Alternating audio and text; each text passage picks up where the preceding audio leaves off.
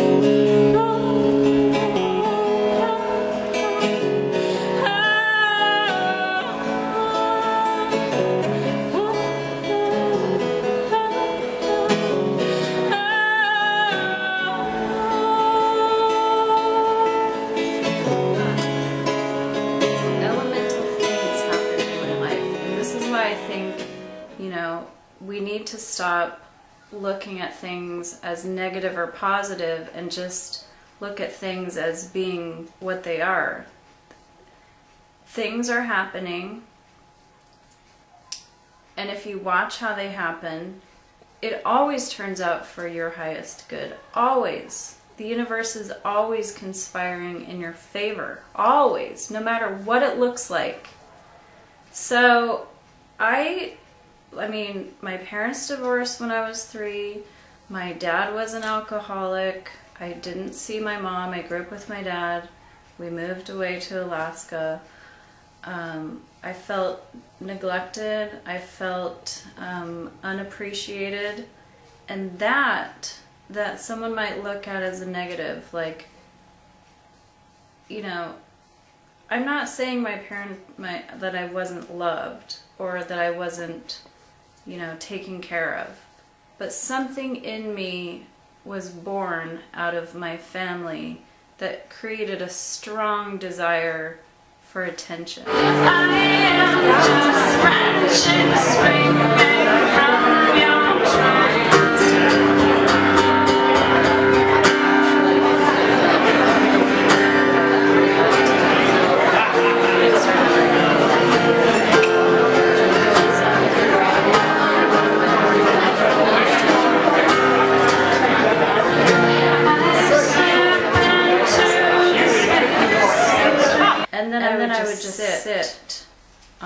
washer looking out at the sunset like every night, and write poetry for hours. And you know, at that time I wasn't driven for attention, but those things coupled became basically you know a really driving force in my life. Well, there's definitely a reason why they call Alaska the last frontier. For one thing, we haven't chopped down all of our trees to grow corn and wheat. So, unlike other states in the nation, when you drive from one town to another, it's all trees. And you can really log a lot of miles touring just in Alaska without even leaving the state. So, I'm going out of town 2 times this week. I'm driving to Wasilla to see my niece, and I'm also driving to Girdwood to perform. So these trips are both over an hour one way, and it's beautiful driving.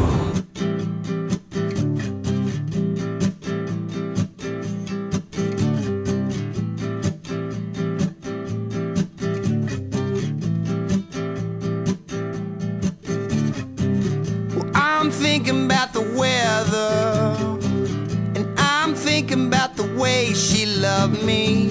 Sometimes it was awful, and somewhere I caught a mouthful of your breath. I can't go out in a crowd without the feeling that somebody's gonna gun me down. I throw up my defenses, black shades and white fences. I'm feeling I feel like I'm carrying the bomb with which I can blow up the sun. Night shades.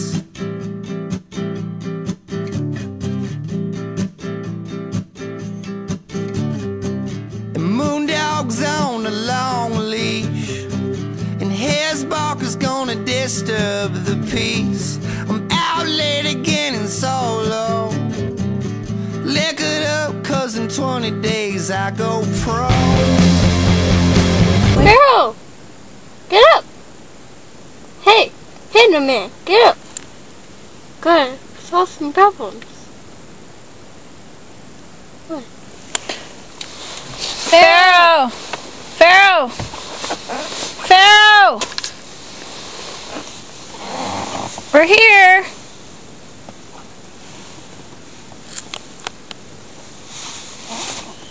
You ready to meet your cousin? I wanna go. Did you say you want to go home? Yes. Okay, well let's just go meet our new cousin really quick, and then Really we'll go quick? We drove all the way out here to see her really quick? You did your nails white? I glued fingernails on for guitar pick. You ready to meet your new cousin? Yeah? Ooh, that's shiny. I said yeah.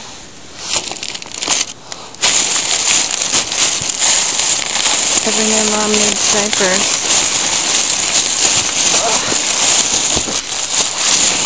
And she wants a baby bath. Chaplain? Can you grab this, please? Oh my gosh, Mom. How much did you get for this kid? Go ahead and head up the driveway. Mom! Sarah, let's go! Yeah. Just worry about you. Slow down, Mom.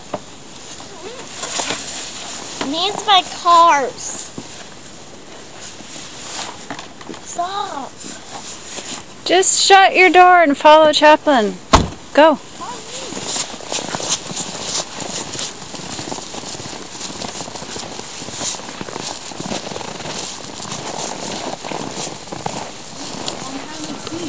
Morgan's not here, she had her dad.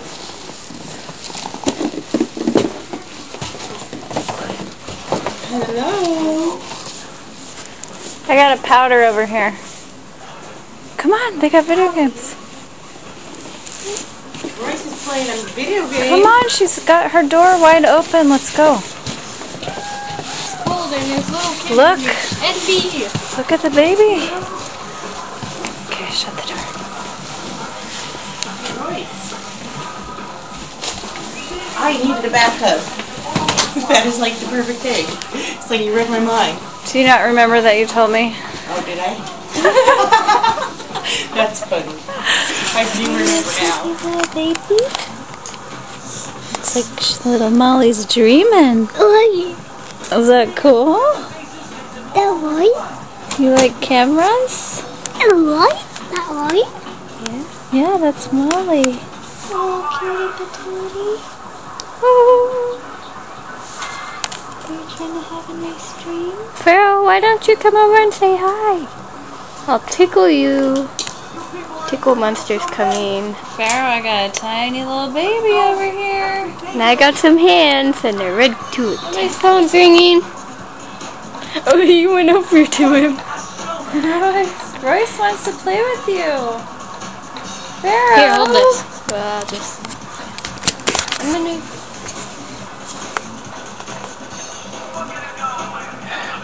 You got 2 missed calls. He's grumpy from waking up from a nap. He lost his stickers. He's just mad. Look at you, though. You're so precious. Do you want me to hit you?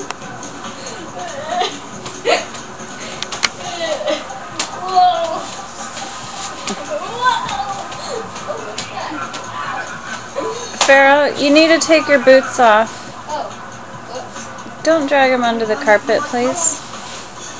Or take his boots off for him, because he's being too silly. Pharaoh, at least take your boots off and hang out for a few minutes. You gonna see again? Not putting these back up. Just a lion. Not a big dog. Can I see that?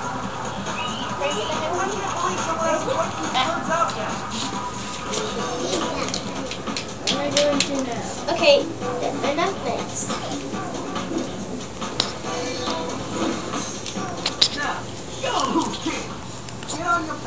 What you looking at, Mom?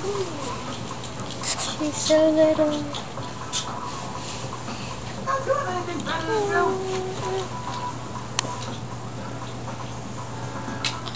She's got little hands. It's kind of crazy. Teeny little fingers. They're so small.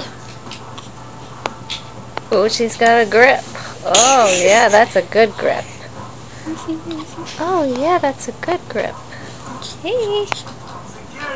Oh, wait.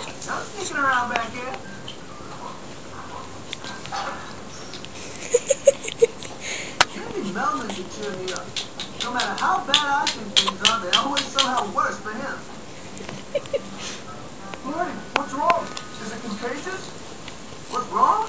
Well, I guess I'm feeling a little, all things are going okay with me. Except She's sticking her hand in her mouth. The microbes, and then there's the fact that I've been waiting for my medication. I mean, so, you know, what I actually think is that everything that exists, period, in the known and unknown universes is God. It's all just the mind of God, and what we're experiencing really is like a holodeck, you know, like the thing on Star Trek where you go and put in the program and then the entertainment plays out, and it's basically, it's like the Matrix, but we forgot we're playing. And it's funny when you realize it, because you start to see through the program and you see your own program and you see other people's programs, and you can even like watch yourself doing the program and be laughing at yourself while you're doing it, because you know how stupid your program is. but it's almost so compulsive that you can't stop doing the program. Life becomes like a living comedy movie. It's crazy. And I mean, I tell people constantly, you know, they limit themselves in their experience only by what they believe. That's the only thing that limits you. So when we start talking about things like The Secret and manifesting your dreams, like the highest that people can dream is, you know, being a millionaire or having an amazing career or being on TV. It's like, you know, I need this, I need that, and they try to manifest these things, and it's like, there's so much greater, there's so much more, you know, there's bilocating, there's flying, there's leaving the planet, there's astral travel, you know. People are so limited in what they're even trying to manifest, which is already limited by the subconscious programming that they think they believe is all that they can have. It's funny. I kind of have to leave it at that. It's really funny. My friend Ben Balavey and I have known each other since we were teenagers. We came up in the Anchorage music scene. I actually started my first band in high school, the Marsupials. We never left my basement, but it was fun, and the guitar player of that band was my boyfriend at the time, and he got involved in a band with Ben, my friend Ben Balavey, and that's how I met Ben.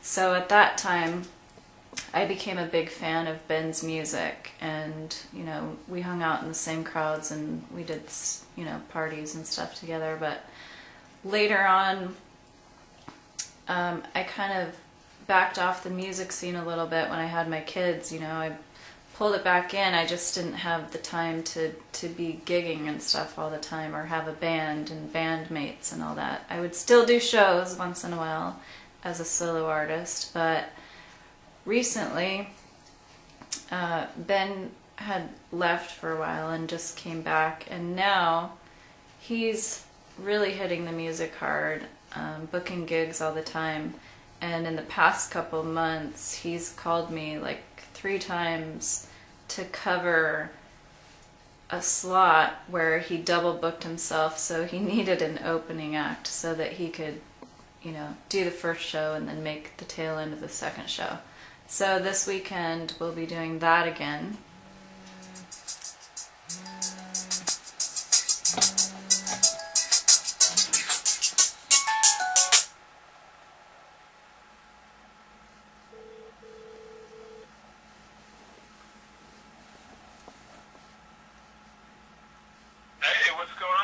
Ben Balavey. How are you? Accidentally hung up on you, sorry. You do this to everyone, don't you? Yeah, I hang up on everyone on purpose. It's just because that's the way you are, right? It's your selective nature. I hate everyone. Well, doesn't everyone hate everyone? We're all just pretending it's fun. It's a fun game. Yeah. I just need to know more about the show this weekend, and I was wondering, is there a sound guy there? There's going to be, one person's going to be there, and that's going to be you. And other than that, there's a guy that comes out, he'll set up everything for you. He's also like the manager. He's Judd's right-hand man. I forget his name, but he's a really cool guy. He'll come out, ask you what you want to drink and eat. Of course, you can just say I'm all set, but then he'll come out and he'll set up the microphone, the mic stand, and he'll turn on the little PA, and he'll get your volume adjusted, and then you can plug your guitar right into the little PA.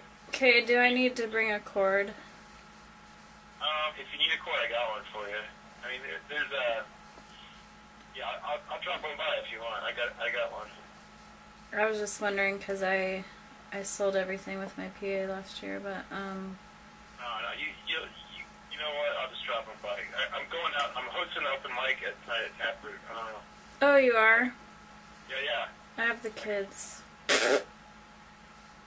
gonna play or what? No, I have the kids. I can't go. Well, that's better than open mic and taproot. Yeah, but I kind of miss open mic at Taproot. Well, there's not really much there to it. I mean, usually, the thing is, like, Boot lets them run for, like, 4 or 5 songs each. It's going longer now? What's that? That's too long. Yeah, you know what I usually like to do, though, to be honest, is I like to pull the hook with, have this big hook that I carry with me. Do you have one of those? I totally think you should totally get one and make it, like, all glittery and put, like, Just pull them off stage, because, make, like, an explosion come out of the end that says, yeah. boom, pow, you're out, or something. How about a taser? Taser gun, just like they're done. They're done and they're on the floor. Your show is over. I was thinking about, like, hiring, like, these bouncers that, basically we'd taser them, and then they'd be actually drug out of the bar. Bouncers standing at each end of the bar, and then, like, the audience votes them off the stage or something. And the thing is, like, the cries from outdoors, as long as there's somebody else on stage, it'll muffle the sound of the cries. That's true. That's very true. You should get some of those black hoodies, though, just for extra support, cover up their face. Well, yeah, I mean, it just reminds me, like, one time I went to this acupuncturist's office, and, like, I was in the patient in the waiting room, and I could hear the person that was being worked on scream. Like, seriously, scream. No way. At acupuncture? Acupuncture is awesome. It wasn't just acupuncture. It was, like, this new, they call it intramuscular stimulation. It was, like, these needles that they used. Oh, deep. Chinese guys. And I was, like, next, and I seriously chickened out. I just, like, does not sound good. I'm like, I don't know. Oh, my God. I'm not down with that. Have you been to acupuncture, though?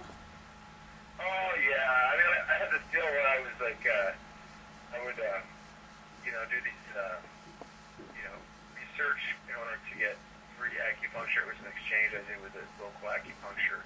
And, I did research, mostly at, exotic dancing places, mostly that kind of research. What? And then in exchange, I got free acupuncture. I do not even know what you're talking about. Exotic dancing research, going to strip bars? It's kind of like doing some research, just like sociological, what really gets the guys going, and what kind of guys go there, and like, what's the dynamic between the customers. The only reason I go to the strip club is to play poker. Oh yeah, I mean that's always a good one too.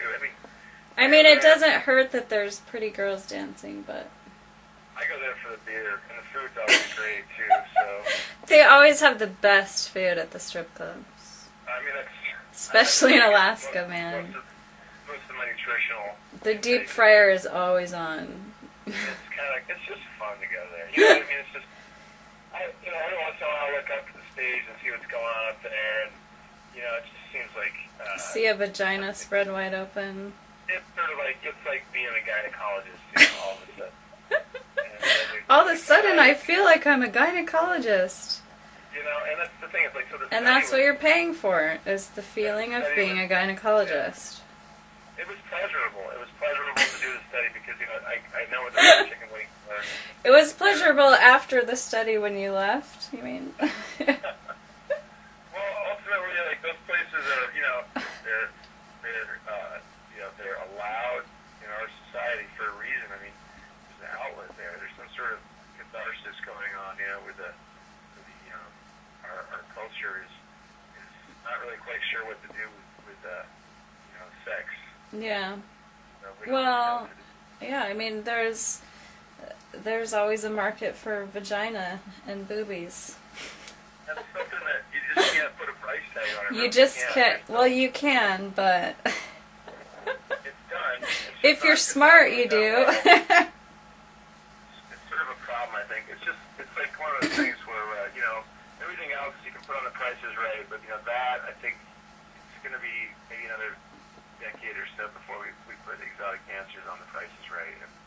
On the Price is Right. I think it's the market exists for a reason, and it's needed. You know what I mean? Yeah. Like, There's It's a great deal. It's a great deal for strippers. I mean, nobody touches them, and they make money, and they get to go home with lots of money. It's a good deal. yeah. I mean, Well, I mean, so some of those girls are like incredibly talented and really fit and muscular. They spend a lot of time working out. They spend a lot of time working on their routine. The things they can do on a pole defy logic. So, I mean, I don't think they get enough credit, really, to be honest. It's like I think I'm gonna get my own stripper pole and practice. Yeah? You think there's a market open for you? Yeah. My own little world. Yes. My own little entities. So, my friend Ben is hilarious. He's one of the people that I can talk to about my ideas that's pretty open-minded. I mean, it's extremely rare that I meet people who fully agree with what I think and what I believe, but it's nice to have some people who are open-minded enough to talk to, and Ben has a really good sense of humor too.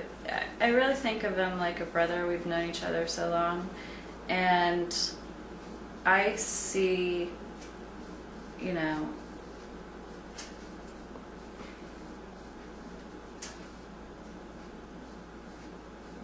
I really want to see him succeed because he's trying so hard. And I think that would be really cool to see happen. Now, there's other people in this town whose egos are a little too big from being, famous in a small town. Which, when you're in a small town, you're around the same people all the time. So it's like, the music scene is like being in a high school clique, and I never fit into any kind of clique, like I don't even fit into the raw food world because I just contradict everything that everybody thinks is true about food. But I guess what I'm trying to say is, like, I know my people are out there. They contact me on YouTube and Facebook, and so I know that people are starting to wake up. I know that people are becoming more aware. I know that people are digging deeper because they are sensing that something more is going on. I know that people want to wake up. They want to know the truth. But at the same time, a lot of people's program is actually in the way of them breaking through to what I call the other side of the veil, where you realize that life is not what we've accepted. It's not so much about what's tangible or what the media projects or what other people project onto you, or your subconscious programming that shows you the reality you think is happening. It's way different. For example, I've actually seen a UFO. It's way, way different than what the media projects. And it's way, man, it's like way out there. No, it's like, and then I like, and then she like, and then he like. I'm starting to sound like my daughter. But it's like, you see them when they want you to see them. It's not just little spaceships flying through the universe. That there's people there's other races on other planets who want to assist us. But they have to be careful because we're so stupid. We're so arrogant. We're dangerous to ourselves, to the planet, to other people, and to other species, and to other beings not of our planet. We're insane with ego. We're literally like delusional. We're completely delusional about who we are. we're lost in the dream, we're stuck in the matrix, and they can't just come knock on the door and be like, hey, here's some help, guys. They have to be careful with who they approach and who they communicate with. And, you know, there's way too much, like, malarkey out there on the internet. It's trying to get your money. It's trying to get your attention. It's trying to distract you. It's trying to perpetuate fear-based thinking. All this stuff is so just, come on, it's time to blow the lid off. That's what I'm here to do. That's what I'm trying to say. It's time to wake up. Wake up. Rise and shine, little babies. Rise and shine. Time to have a morning sunshine. Okay, so I just wanted to make fun of you because this is like the third time that you've double booked yourself and called me to open for you. What? I'm not complaining, I just think it's funny. You know what's really crazy is that if it wasn't for you, I wouldn't be performing, probably. well, everybody I've heard, but you're awesome, Crystal. I love the fact that you're willing to, you know, make these gigs. Cause it's just, you know, what happened was I had this show at Silvertip, and then How long ago did you book this show? This has been like months. I mean, I booked this in January. And then Taproot called you, like... And then they said, hey, can you open for Big Fat Booty on Friday? I said, sure. And then, you know, it's just... And then Scott Ferris just texted me just an hour and a half ago that we're not doing our Coot show tomorrow night.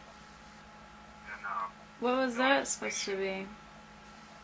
no explanation was given. I mean, he just said that all of a sudden something else was going on. And, you know, I called down there to see... I called Coots just a minute ago just to see what they have instead of us. And I guess their house band came back to town. It's very typical of Coots. They make an attempt to support local music, but it often gets trumped. It's just such a... It's a deep market, you know? Yeah. I don't like Coots. It has its moments, I'll give it that, but I mean, when I hosted my open mic there for a long time, and then we got dissed.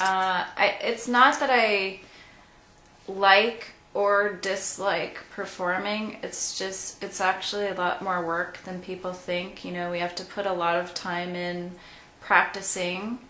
When I have to play a long show like this, which I haven't done in a while, I'm gonna have to play for more than 2 hours. I have to go back and sometimes relearn some of my songs. Luckily, I have a lot of recordings and videos, so I can, if I forget how a song goes, I can go back and listen to it.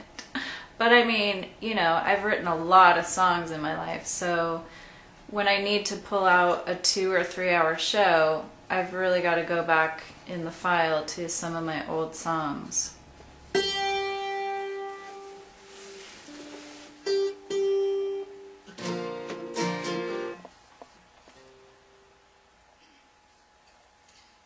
This is my last song, and thanks again for coming.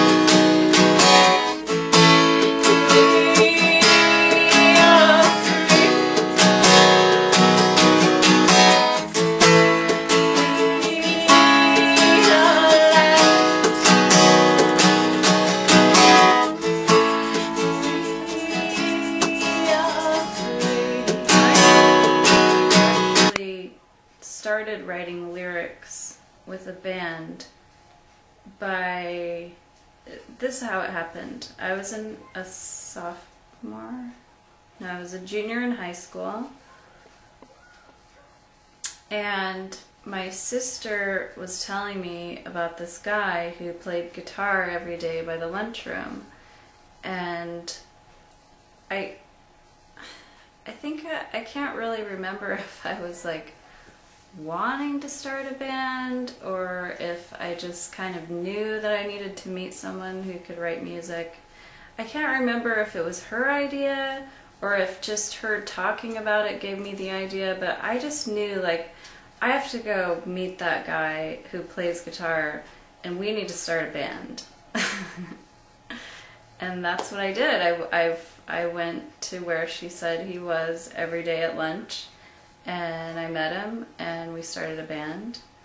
And from then on I just was writing songs, you know. I didn't start a real band that performed around my town until I was 19. And then I actually didn't get a guitar and start writing music until I was 20. And I didn't take it seriously. Like, I was just goofing around on the guitar, and you know, I would learn a chord here and a chord there by watching my friends play and stuff. But 1995 is when my band released an album, and shortly thereafter disband, basically. And that's when I finally started performing my guitar. Because the whole time in the band I didn't play music with them. I didn't feel like I was good at it. I didn't feel like... I think maybe one time I showed them a song that I played on guitar. It was like 2 chords and they wrote everything around it, but I didn't feel comfortable playing in front of people. And then I met this guy.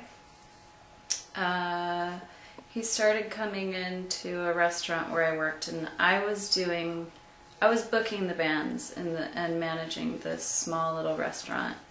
And his name's Tom Begich, and his brother was part owner of this restaurant, so he was coming in all the time. It was a brand new restaurant. I was keeping it hip with the music, and they were also, you know, booking art, so it was a very kind of like cool, hippie type, modernish place for a small town like Anchorage. And he and I got to talking, and he was a musician also, and we both had not really played out, even though he was really good.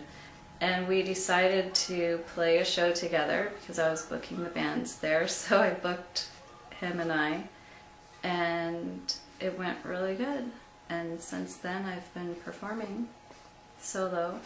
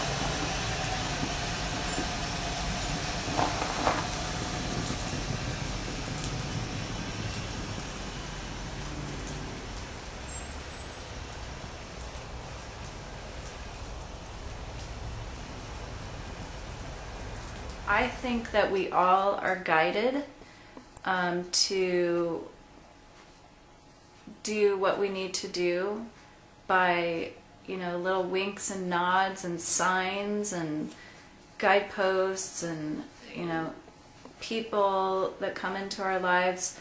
But so many people are just tuned off. They've turned down the knob.